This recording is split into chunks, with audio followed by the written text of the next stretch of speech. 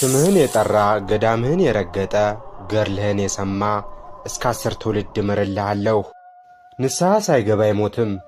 ልጅ መውለድ የማይችል መሃን ቢሆን እኔ ልጅ እሰጠዋለሁ ብሎ ጌታችንና መድኃኒታችን ኢየሱስ ክርስቶስ የማይታበይ ቃሉን የሰጣቸው ድንቅ አባት፣ በጸሎታቸው አራዊትን የገዙ በደመና የሚጓዙ ጻድቁ ገና ከልጅነታቸው የእግዚአብሔር ጸጋ ያደረባቸው ነበሩ። ገና በ5 ዓመታቸው እመቤታችን ተገልጣ ባርካቸዋለች። በአንተ ምክንያት ብዙ ሰዎች ይድናሉ፣ በምድር ላይም 500 ዓመትን ትኖራለህ ብላ ነግራቸዋለች። እኚህ አባት ለ50 ዓመት ሙሉ በበረሃ ከተጋደሉ በኋላ በደመና ተጭነው በመልአኩ በቅዱስ ገብርኤል መሪነት ወደ ቅድስት አገር ወደ ኢትዮጵያ መጡ። ከዚህም በኋላ በተለያዩ የአገራችን ክፍሎች ተመላልሰው ምሪቱን ባርከዋል። በምድረ ኢትዮጵያም ከአቡነ ተክለ ሃይማኖት ጋር የሚያስደንቅ የተጋድሎ ሕይወትን አብረው አሳልፈዋል። ገና በልጅነቱ በ5 ዓመቱ ከእናት ከአባቱ ቤት ከወጣ ጀምሮ ሕይወቱ በተጋድሎ በጾምና በጸሎት የተሞላ ነበር። የሚኖረውም ከበረሃ አውሬዎችና አናብስቶች ጋር ነበር። ይህ ብላቴና ዘንዶ የተባለ አውሬ በክፋት በተነሳበት ጊዜ ከሰማይ በወረደለት መስቀል ያን ዘንዶ እና በውስጡ የነበረውን ሰይጣን ድል ነስቷል። ዛሬም ድረስ በገዳማቸው የሄደ ሰው ከሰማይ በወረደላቸው በእጅ መስቀላቸው ይባረካል። በጸለዩበት ባህር በጸበላቸውም ይጠመቃል። ይህ ታሪክ በሀገራችን ኢትዮጵያ በብዙ ቦታዎች የመሠረታቸው ገዳማት ምስክር የሚሆኑለት፣ በጸበሉ ሕሙማንን የፈወሰ፣ በታምራት የተገለጠ፣ መስቀሉ ታምር ሰሪ የሆነለት፣ በደመና ተጭኖ የመጓዝን ጸጋ የተሰጠ፣ ገና በልጅነቱ የዚችን ዓለም ጣዕም አብዝቶ የናቀ የእግዚአብሔር ቃል መልእክተኛ የሆነው የገዳመ ጸገሮ ጻድቅ የአባ እጨጌ ዮሐንስ ታሪክ ነው። መጽሐፍ ጻድቅን በጻድቅ ስም የሚቀበል የጻድቁን በረከት ይወስዳል እንዳለ በዚህ ዓለም ሳሉ በጽድቅ የተመላለሱ ብዙ ጻድቃን በምድራችን ላይና በሀገራችን ላይ ይገኛሉ። ታዲያ የዚህን ጻድቅ በረከት ለመቀበል ያሳለፉትን የተጋድሎ ታሪክ ለመስማት ልቦናችሁን አዘጋጁ። በመጨረሻም የገዳማቸውን መገኛ፣ የታምራታቸውን ኃይል፣ የጸበላቸውን ፈዋሽነት ትሰማላችሁ። በተለይም ይህ ታሪክ ለልጆች አስተዳደግ መሠረታዊ ትምህርት የሚሆን ነው። ታዲያ የዚህን ጻድቅ ታሪክ ሰምታችሁ ከበረከቱ ለመካፈል እንደተለመደው ቪዲዮውን ላይክ በማድረግ ይጀምሩ። ለቻናሉ አዲስ ከሆኑ ይህን ቻናል ሳብስክራይብ በማድረግ ለነፍስ ምግብ የሚሆኑ መንፈሳዊ ታሪኮችን ይከታተሉ። ይህ የአቡነ እጨጌ ዮሐንስ ዘጸገሮ አስተማሪ እውነተኛ የተጋድሎ ታሪክ ነው።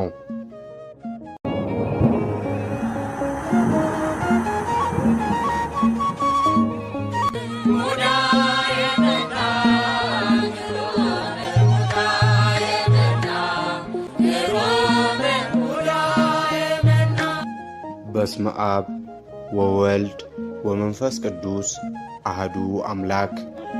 አባታችን የተወለዱት በኢየሩሳሌም አውራጃ ልዩ ስሙ ሳሬራ በሚባል አካባቢ ነው።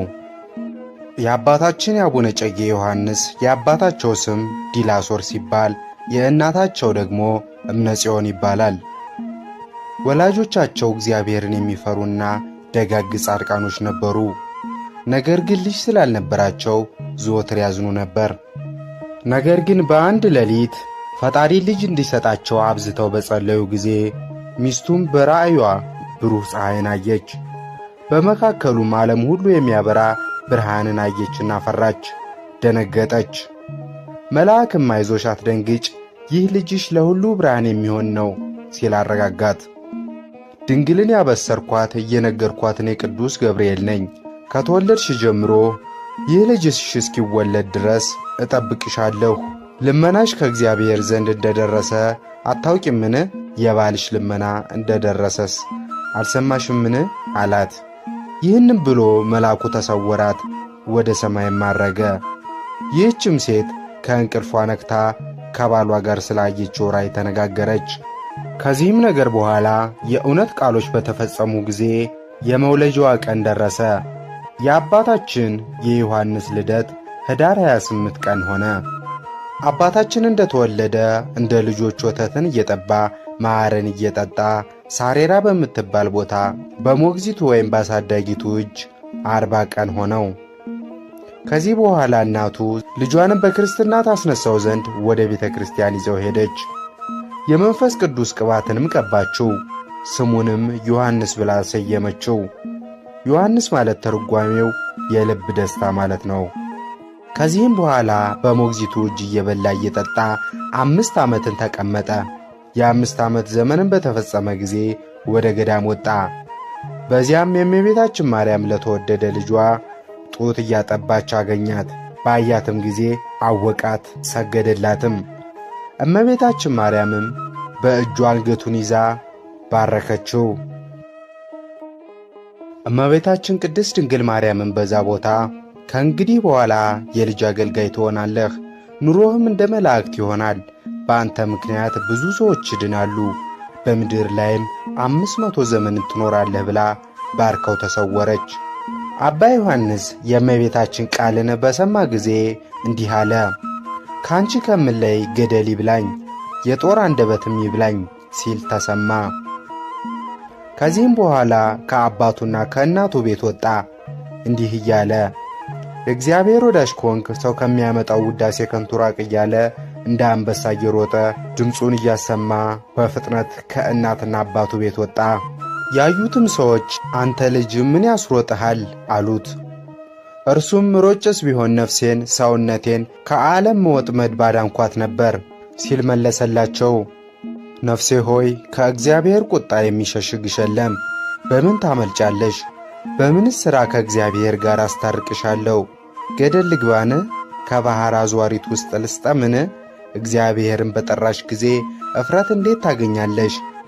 ከዚህ ሁሉ ባልተወለድኩ ባልተፈጠርኩ ይሻለኝ ነበር። የማያንቀላፋ ትል ከሚበላኝ የማይጠፋ እሳት ከሚበላኝ ባልተፈጠርኩ ይሻለኝ ነበር። እንዲህ እያለ ነፍሱን ይገሥጻት ነበር። ነፍሱንም እንዲህ እያለ እየወቀሰ ባውማ ከሚባል ተራራ ላይ ደረሰ። ይህችውም የነቢያት የትንቢታቸው መሰማሪያ የሆነች ቦታ ነበረች። በዛም ቦታ በድካም ጉልበቱ እስኪመታ ድረስ ወደ አምላኩ መስገድን ያዘ። በዚህም ጊዜ ስለ ነፍሱም ይህን ያህል እየደከመ እየሰገደም ሳለ በብሩህ ደመና ሆኖ የእግዚአብሔር መልአክ ወደ እርሱ መጣ። እንዲህም አለው፣ የሞት መምረርና የነፍስ ኩናኔ ለብቻ ተፈጥሮአልን? ስለምን በከንቱ ትደክማለህ? ባልተወለድኩ ባልተፈጠርኩ ይሻለኝ ነበር እያልክ አምላክህንም ምንኛ ታስጨንቃለህ? የገድልህስ ድካም ከመንግሥተ ሰማያት እጥፍ ድርብ ክብርን ታሰጣለችና ለምን ይህን ታደርጋለህ? አለው። አባታችንም መልአኩን አለው፣ ጻድቃን በመጋደላቸውና በማገልገላቸው የጻድቁን ሥራ የሥራውን ዋጋ ሲቀበሉ ይታያሉ። እኔ ግን አእምር ነኝ። በእግዚአብሔር ፊት ባለሟልነትን አገኝ ዘንድ እንዴት እችላለሁ? እውነተኛ መሆንስ እንዴት ይቻለኛል? ሲል መለሰ። የእግዚአብሔር መልአክም ለአባታችን አለው፣ ወደ ተከፈተው ገነት ወደ ተነጠፈው ረፍት በደስታ ገባሃለሁ። ከጻድቃንና ከሰማዕታት ጋር በዚያ ኖርሃለሁ። በገነት አስቀምጣሃለሁ። ስለ ጸሎትህ ብዙ ኃይልን እሰጥሃለሁ። ዓይን ያላየውን ጆሮ ያልሰማውን በሰው ልብ ያልታሰበውን ዋጋ እሰጥሃለሁ። እህል ውሃን በመተውና ዘግቶ በመኖር ተጋድለሃልና። ይህን ብሎት ወደ ሰማይ አረገ። አባታችን አባ ዮሐንስም እግዚአብሔርን አመሰገነ። ከዚህም በተጨማሪ መልአኩ ቅዱስ ገብርኤል ለሁለተኛ ጊዜ ተገለጠለት። ይህም የሆነው አባ ዮሐንስ አብዝቶ በጸለየና በልመና ፈጣሪውን በጠየቀ ጊዜ መልአኩ ቅዱስ ገብርኤል በብሩህ ደመና ተጭኖ መጣ። የእግዚአብሔር ወዳጅ ዮሐንስ ሆይ ፍቅር፣ አንድነት ላንተ ይገባል አለው። መልክህ ሕፃን ሲሆን ነገርህ የሽማግሌን ነገር ይመስላል። የእግዚአብሔር መልአክ ገብርኤልም ፍጹም ደስታን የምነግርህ እኔ ነኝ አለው። እነሆ አሁን ሄደህ ኤጲስቆጶሱን እግዚአብሔር ትእዛዜን ለምን አጠፋህ ይልሃል በለው። ለአንዱ ዲያቆን አትራራለትምን? የእግዚአብሔር አገልጋይ የሆነው ዲያቆንንስ ለምን ከመንበሩ አዋረድክ?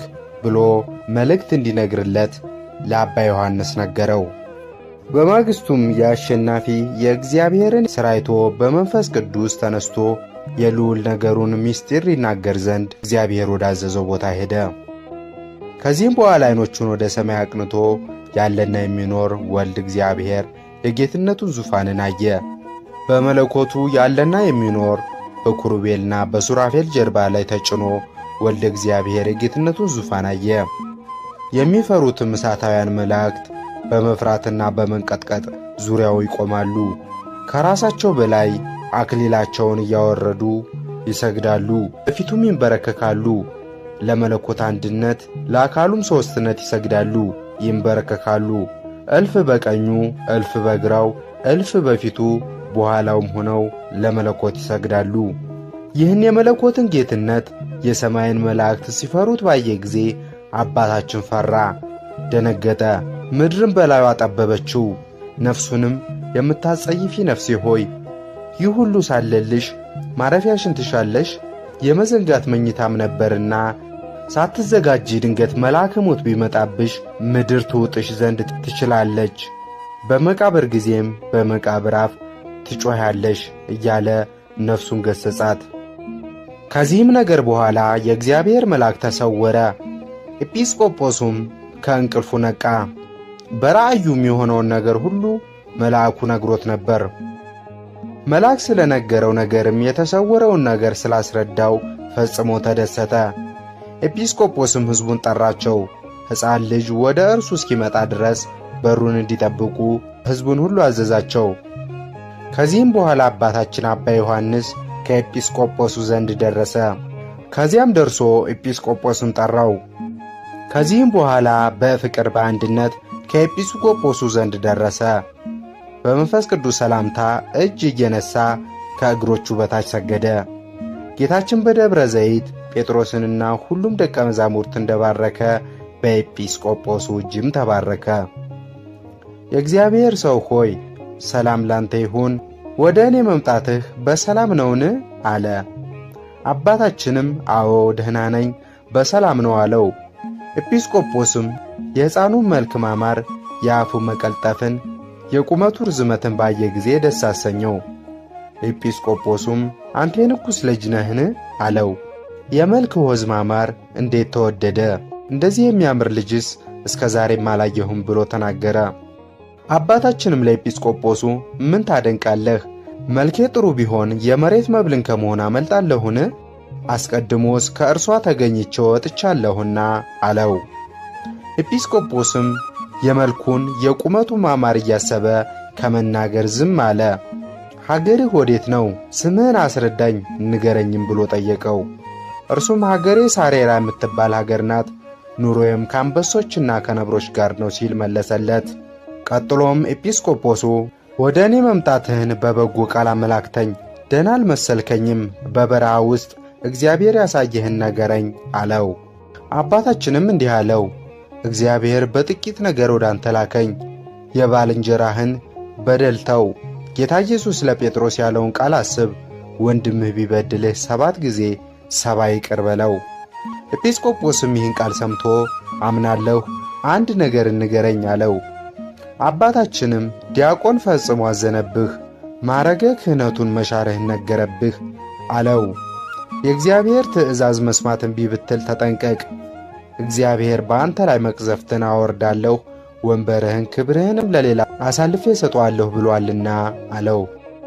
ይህንን ቃል በሰማም ጊዜ ኤጲስቆጶሱ የዛን ብላቴና ቃል ተቀበለ፣ እንደተባለውም አደረገ። አባ ዮሐንስም ይህን መልእክት ለኤጲስቆጶሱ ካደረሱ በኋላ ወደ መጡበት ተመለሱ። በዛም ቦታ እመቤታችን ቅድስት ድንግል ማርያም ለሁለተኛ ጊዜ አግኝታ ባረከቻቸው፣ ቃል ኪዳንንም ገባችላቸው። ሁለተኛም በበረሃ ውስጥ ያድሩ የነበሩ አውሬዎች መጡ። ባዩት ጊዜም ገና የ5 ዓመት ልጅ ነበር። እርሱም እኔ ልጅ ነኝና አትፍሩ፣ አትደንግጡ አላቸው። ከእናቴ ቤት ከመቀመጥ ይልቅ ከእናንተ ጋር መኖርን ፈጽሜ ወደድኩ። ሁሉን ለጌታዬ ትቻለሁና ለወዳጆቹም ወዳጁ ያደረገ እናንተን ሰጠኝ አላቸው። ነገር ግን በዚህ ጊዜ ስሙ ዘንዶ የሚባል አንድ አውሬ የሕፃኑን ቃል አዋረደ። ከማደሪያውም ገብቶአልና ለእርሱ አልሰግድም አለ። ያም አውሬ እንስሳት ሁሉ ሲሰግዱለት፣ ያ ዘንዶ የተባለ አውሬ ግን ለእርሱ አልሰግድም አለ። ያም አውሬ ይህንን ሕፃን ይጣላው ዘንድ ሰይጣን በቅናት አነሳስቶታልና። አባታችንም በእርሱ ላይ የመጣውን ያ አውሬ በሰይጣን ቀናት ሁሉንም አውሬዎች እንደ መከራቸው ከሩቅና ከቅርብ እንደ ሰበሰባቸው አወቀ። ከዚህም ቀጥሎ አባታችን አባ ዮሐንስ ጸሎት ሲጸልይ የምረዳህ እኔ ስላለሁ አትፍራ፣ አትደንግጥ የሚል ቃል ከሰማይ መጣ። የምታሸንፍበት በትርን ውሰድ፣ ጽናና ታገስ፣ በአራዊት ሁሉ ላይ የሰለጠንክ ትሆን ዘንድ አሰልጠንኩህ። በዚህም በትር የመስቀል ምልክት አለበት። ዘንዶ ቢቀርብህ በአፉ ውስጥ ያለ ትዕቢቱን ነገር ይሻር ዘንድ ባርከው፣ እኔም አሳፍረዋለሁ። መልእክቴን ስለ ሰማህ በልዩ አውሬው እጅ ውስጥም አልተውህም የሚል ቃል ሰማ። ዳግመኛም የእውነት ወይም የጽድቅ ጋሻን ሰጠው። ከዚህ በኋላ የአውሬ ጃርትን አስከትሎ የበረሃ አውሬዎችን ሁሉ በኋላው አስከትሎ መጣ። ዘንዶም አባታችንን አይቶ ወደ እርሱ ቀረበ። የዚያም አውሬ ርዝመቱ 60 ክንድ ከስንዝር ወርዱ 26 ክንድ ከስንዝር ነበር። ግርማውም እንደ አንበሳ የሚያስፈራ፣ ዐይኖቹ እንደ እሳት ግለት ነበሩ። አባታችንም ባየው ጊዜ ሊውጣው ዘንድ ወደደ። አባታችንም በአብ በወልድ በመንፈስ ቅዱስ ስም እባርክሃለሁ እያለ በመስቀል ምልክት ባረከው። በባረከው ጊዜ ያ ዘንዶ ኃይሉ ደከመ፣ መርዙም ተሻረ። ይህንንም ድንቅ ታምራት በፈጣሪው እርዳታ አባ ዮሐንስ አደረገ። ከዚህ በኋላም አባታችን አባ ዮሐንስ ከእንስሳቱ ተለይቶ በገዳም መኖር ጀመረ። አባታችን ዮሐንስም የእናቱንና የአባቱን ቤት ትቶ በ22 ዓመቱ ሄደ። የእናቱና የአባቱን ፍቅር ትቶ ወጣ። በኤስድሮስ መምህር ቤት ገባና መማር ጀመረ። 150 መዝሙረ ዳዊት፣ 15ቱን መኃልየ ነቢያት፣ 5ቱን የሰለሞን መኃልይን ተማረ። በዚህም የሕይወት ዕድሜው እስኪፈጸም ድረስ በሌሊት በየጊዜው 40 ጊዜ መዝሙረ ዳዊትን ይደግም ነበር። የማብሰል ሥራን፣ የወፍጮ ሥራን፣ እንጨት መፍለጥን፣ ውሃ መቅዳትን ተማረ። የመዝሙረ ዳዊትንም ከመማር ጀምሮ የረድህነት ሥራንም ተማረ። እንጀራ መጋገርን፣ ወጥ መሥራት፣ ነጭ ስንዴ ማዘጋጀት አዋቂም ሆነ። ለማኅበሩ ለኤስድሮስ ቤተሰብ ሁሉ መጋቢንና የአብሳይነትን አለቃም አገኘ። ቸር የሆነ እንደዚህ ያለ ሰው አልተገኘም። መዝሙረ ዳዊትን እያነበበ ማድጋዎችን ይዞ ሄዶ ውሃን ይቀዳ ነበር። ወደ ቤት እስኪመለስ ድረስ አንድ ጊዜ 150ውን የዳዊት መዝሙር ይደግምም ነበር።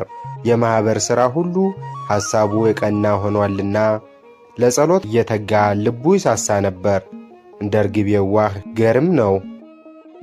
በእንደዚህ ያለ ግብር ሳለም ከእነርሱ መካከል አንዱን ሰው ጋኔን ጣለው። ዘወትር የሚጥለው ነበር። ሥጋውንም ከሰውነቱ እየቈረጠ የሚጥል ነበር። አባታችን ዮሐንስም አንተ ርኩስ መንፈስ በጌታዬ በኢየሱስ ክርስቶስ ስም አዝሃለሁ ውጣ ብሎ ያንን ጋኔን ገሠጸው። ጋኔኑም ወዲያውኑ ራሱን እየነጨ ወደ ውጭ ወጣ። የማኅበሩም ሰዎች አይተው አደነቁ፣ ተገረሙም። በኤስድሮስ መነኮሳት መካከልም 15 ዓመትን ከተቀመጠ በኋላ ወደ ሌላ ገዳም ለመሄድ አሰበ። እንግዲህ እግዚአብሔር ወዳዘዘኝ እሄዳለሁ፣ ከዚህ አልቀመጥም፣ እግዚአብሔርም በተቈጣኝ ጊዜ ወደቅሁ። ይህን ብሎ ለመሄድ አሰበ። ከዚህ በኋላ ለኤስድሮስ ነገሩት። እርሱም ፈጥኖ መጣ። ልጄ ሆይ ምን አገኘህ? ምንስ አበሳጨህ? ባልንጀሮችህ ሁሉ ሲወዱህ እያየሁ አይቼ አልጠገብኩህም። ለምን ትቶናለህ? የሙት ልጅ አደረግከን ብሎ በሐዘን ይህን ቃል ነገረው። አባታችን ዮሐንስም ይህስ ልማድ ነው፣ መለያየት ከመገናኘት መገናኘትም ከመለያየት ልማድ ነውና ብሎ መለሰለት። ከዚህ በኋላ አባ ዮሐንስ መንገዱን ያቀና ዘንድ ወደ ምድር ወደቀ። እጆቹንም ዘርግቶ ወዲያው የሁሉንም ማኅበር እግሮች ያዘ። ጌታችን እጆቹን በቀራንዮ እንደ ዘረጋ እጆቹን ዘረጋ። ሐዋርያው ጳውሎስ ስለዚህ በደሌ ይቅር በለኝ እንዳለ በማስከፋት ያስቀየምኳችሁን ይቅር በይሉኝ ብሎ ከዛም ተሰናብቷቸው ሄደ። ከዚህም በኋላ አባታችን አባ ዮሐንስ ወደ ኢትዮጵያ ምድር ይሄድ ዘንድ ታዘዘ። ከሰማይም እንዲህ የሚል ቃል መጣ።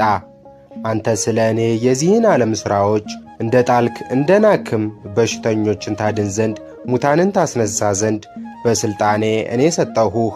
ለምጻሞች በቃልህ ይነጻሉ። እንሆ ከዚህ ከኃላፊው ዓለም ድካም አሳርፈሃለሁ። ዛሬ ኢትዮጵያ ወደምትባል ሀገር ውጣ፣ ዕድል ፈንታህ ጽዋህ ተርታህ ናትና። ከኢትዮጵያም የተክለ ሃይማኖት መሬት መቃብር ከሆነች ከደብረ ሊባኖስ ዘንድ ተቀመጥ። ከዚህች አገር ሳትወጣ በጴጥሮስ ወንበር ላይ የተቀመጠ ስሙ ሁለተኛ ኤጲስቆጶስ አትናቴዎስ ወደሚባል ኤጲስቆጶስ ዘንድ ሂድ። በዚህም በአትናቴዎስ ቃል ቄሰ ገበዝ ሁን።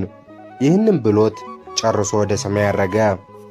ከዚህም ነገር በኋላ የከበረ አባታችን አባ ዮሐንስ በእግዚአብሔር ፍቃድ ወደ ኢትዮጵያ ምድር ወጣ። ወንጌልን እያስተማረ ለኢትዮጵያ ሰዎች ሐዲስ ሐዋርያን ሆነ። እግዚአብሔርንም ደስ እያሰኘ ትግሬ ከሚባል ሀገር ደረሰ። ከዚያም ከመቶሎሚ ዘንድ አባ ተክለ ሃይማኖትን አገኘው። በዚያም ጊዜ አባ ተክለ ሃይማኖት ሞተለሚ ሊያስገድለው ወደ ገደል በወረወረው ጊዜ ከተወረወሩት መካከል አንዱ አባታችን አባ ዮሐንስ ነበር። ቀጥሎም አቡነ ተክለ ሃይማኖት ንጉሥ ሞተለሚን አሳምነው ካጠመቁት በኋላ አባታችን አቡነ ተክለ ሃይማኖት የምንኩስናን ልብስ ለአባ ዮሐንስ አልብሷቸዋል። እንዲህም ሆነ። አባ ተክለ ሃይማኖት ለተወደደ ገድል ጽኗን ከሆኑ ከእነዚህ ወንዶች ሸሽቶ እስከ እንጦንዮስ አስኬማ መላእክት ድረስ የምንኩስና ልብስን አለበሰው ተብሎ ተጽፏል። በዚህም መሠረት በአባ ተክለ ሃይማኖት እጅ በኢትዮጵያ ውስጥ አባ ዮሐንስ የምንኩስናን ሸክም ተቀዳጀ። በዚያም ወቅት እየዘመረ በደብረ ሊባኖስ የምዕራብ አቅጣጫ ሄደ። በደብረ ሊባኖስ ትይዩ ሲደርስ የተክለ ሃይማኖት ልጆች ይቀበሉት ዘንድ ወጡ። አባ ዮሐንስን ከሩቅ መንገድ ሆነው እጅ ነሱት። በዚህም መሠረት ምንኩስናው ጸና። ከዚህም በኋላ አባታችን አባ ዮሐንስ በኢትዮጵያ ውስጥ አብያተ ክርስቲያናትን እያነጸ የሸዋ አውራጃዎችን ሁሉ እየተዘዋወረ የወንጌልን ቃል በመስበክ በዚያ ቦታ ቆየ። በዚህም መሠረት አባታችን አባ ዮሐንስ በደመና ተጭነው ወደ ኢትዮጵያ ከመጡበት ጊዜ ጀምሮ በስብከት በአገልግሎት ሁሉ የኢትዮጵያ ምድር ባረኩ። ከዚህም በኋላ አባ ዮሐንስ ወደ ተዘጋጀላቸው ምድር በቅዱስ ገብርኤል አሳሳቢነት ወደ ጠገሮ ወደ ተባለ ቦታ መጡ። ይህ ገዳማቸው የሚገኘው በሰሜን ሸዋ በመንዝና ይፋት ክልል መዘዞ በሚባል ቦታ ሲደርሱ በእግር 1 ሰዓት ከተጓዙ በኋላ የሚገኝ ሲሆን አስደናቂው የጻድቁ እጨጌ ዮሐንስ ገዳም ነው። አባታችንም በተጋድሏቸው ላይ ሳሉ ሰዎች በክፋት ተነሱባቸው። ሰይጣን በእነርሱ አድሯልና እንዴት እንደሚያጠፋቸው ተማከሩ። ሊገድሏቸውን ፈልገው ቅድስናቸውን በሁሉ ዘንድ የታወቀ ነውና ፈሩ። ለምንስ እንዲህ አናደርግም? ከመንደራችን ከወንድ ያረገዘ ሴት ፈልገን በሐሰት አንከሳቸውን ብለው ወርቅና ብር ለሴቷ ሰጥተው በሐሰት ከእርሷ አርግዣለሁ ብላ እንድትናገር አደረጓት። አባታችን አባ ዮሐንስም በዚህ መሠረት በሕዝብ ፊት በሐሰት ተከሰሱ። ጻድቁም አንቺ ሴት ከእኔ ነው ያረገሽው አሏት። እርሷም አዎ ከአንተ ነው፣ ልትክር ነው እንዴ አለችው። አባታችንም አዝነው በአንቺና በእኔ መካከል እግዚአብሔር ይፍረድ ሲሉ ያን ጊዜ ወዲያውኑ ለሁለት ተሰንጥቃ ሞተች። የአገሩም ሰዎች ይህን አይተው ፈሩ። ጻድቁም ምድሯን ረገሟት። የተዘራው ዘር አይብቀልብሽ፣ የተተከለው አይጽደቅ፣ ብርድና ውርጭ ይፈራረቅብሽ ብለው ረግሟት በደመና ተጭነው ወደ ሰሜን ጎንደር እሰቴ ጉንደ ተክለ ሃይማኖት ሄዱ። አባ ዮሐንስ በመላው ኢትዮጵያ ዞረው ያስተማሩ ሲሆን ከቅድስናቸው የተነሳ በፀሐይ ላይ የ50 ዓመት፣ በጨረቃ ላይ 50 ዓመት፣ በደመና ላይ 50 ዓመት እንዲሁም ዓለምን በክንፉ በመዞር በደመና ላይ 50 ዓመት የኖሩም አባት ናቸው። ከሰው ተወልደው ከመላእክት ተደምረዋልና በይፋት ጠገሮ ባለወልድ፣ በአፋር አዘሎ፣ በመንዝ ፍሩክታ ኪዳነ ምሕረት፣ በደብረ ሊባኖስ፣ በጉንደ ተክለ ሃይማኖት እንዲሁም በሌሎች ስፍሮች በመዘዋወር በታላቅ ተጋድሎ በጾምና በጸሎት ቆይተዋል። ከሰማይ መስቀል የወረደላቸው ሲሆን ዛሬም በገዳማቸው የሄደ ሰው በወረደው በእጃቸው መስቀል እየተዳበሰ ቆመው በጸለዩበት ባህር ውስጥ በጸበላቸው ይጠመቃል። ከጸለዩበት ባህር ውስጥ ደረቅ አሸዋ ይወጣል። ልመናውና በረከቱ ከሁላችን ሕዝበ ክርስቲያን ጋር ይኑርና አባታችን ዮሐንስ በእውነት ያደረገው ተአምር ይህ ነው። በአንድ ወቅት በወባ በሽታ እጆቹና እግሮቹ የሰለሉ አንድ ጠባቂ ነበር። የተክለ ሃይማኖት ልጅ የሚሆን አባታችን ዮሐንስ የመፈወሱንና የማዳኑን ዜና በሰማ ጊዜ በልመናው አመነበት። የልቡን መታመንም አውቆ አባታችን አቡነ እጨጌ ዮሐንስ ከበሽታው አዳነው።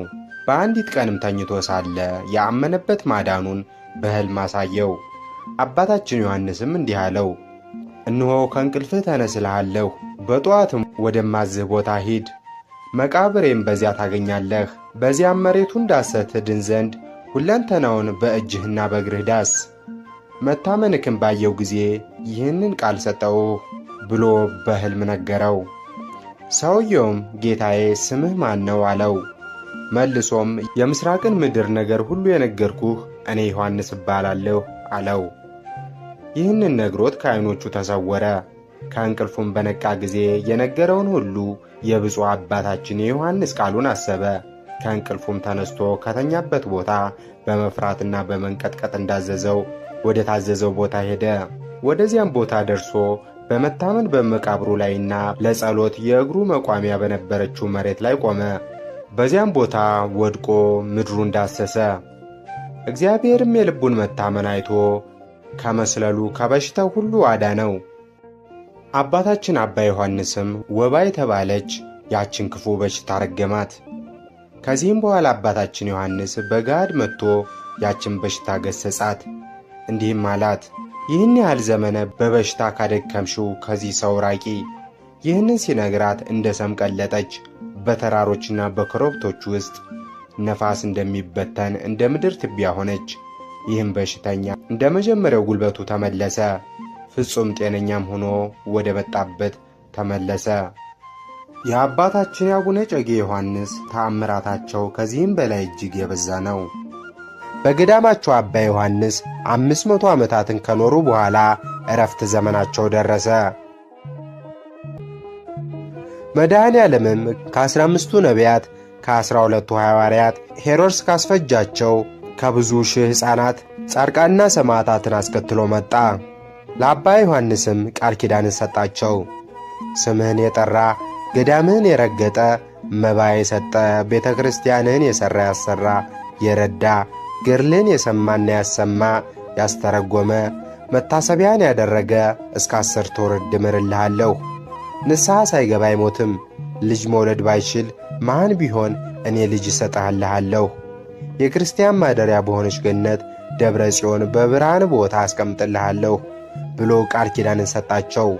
በተጨማሪም ገድልህን በቤትህ ያስቀመጠ ርኩስ መንፈስ አይነካውም፣ ክፉ አጋንንት አይነካውም፣ ቸነፈርና ወባም አይጠጋውም፣ መልአከ ጽልመትም አይደፍረውም። በገዳምህ መነኩሴ ቢቀበር በሰማይ ክንፍን አበቅልለታለሁ። አረማዊውም ያላመነ ያልተጠመቀ በገዳም መጥቶ ቢያርፍ ይቅር እልልሃለሁ። እንደ መቃብሬ ጎልጎታ እንደ ተቀበረ አድርጌ እቈጥርልሃለሁ።